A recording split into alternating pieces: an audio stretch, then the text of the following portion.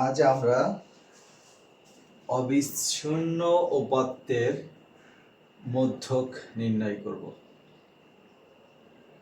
অবিচ্ছিন্ন উপাত্তের মধ্যক নির্ণয় করার জন্য উপাত্তগুলোকে মানের ক্রম অনুসারে সাজাতে হবে।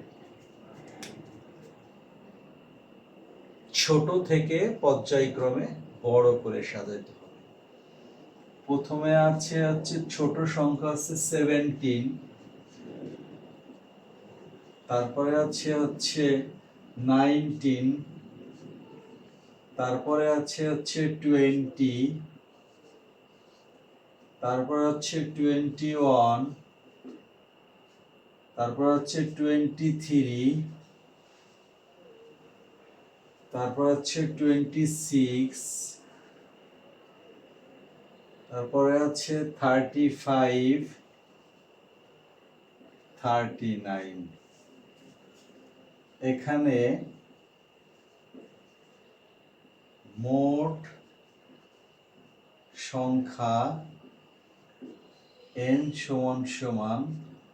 8, যা জোড় সংখ্যা। অবিচ্ছিন্ন উপাত্তের ক্ষেত্রে মধ্যক নির্ণয়ের সূত্র হচ্ছে দুইটা। n এর মান যদি জোড় হয় সূত্র হচ্ছে 1, n এর মান যদি বিজোড় হয় তাহলে সূত্র হচ্ছে আরেক।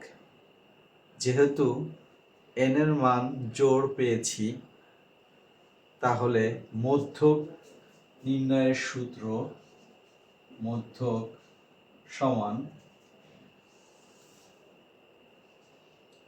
n/2 তম পদ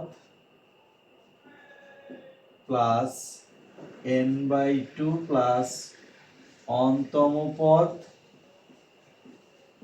ভাগ 2। n এর মান আমরা বসাই দিব 8, 8/2 তম পদ যোগ 8/2 প্লাস অনতম পদ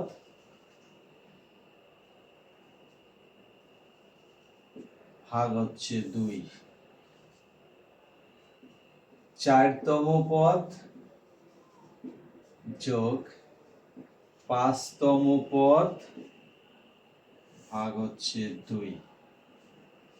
4তম পদের মান 1 2 3 4, 21 যোগ 5তম পদের মান 23 ভাগ 2।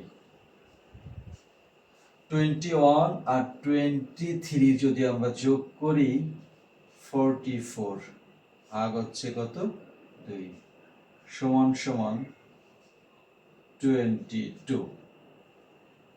অবিচ্ছিন্ন উপাত্তের ক্ষেত্রে মধ্যক এইভাবে নির্ণয় করতে হবে।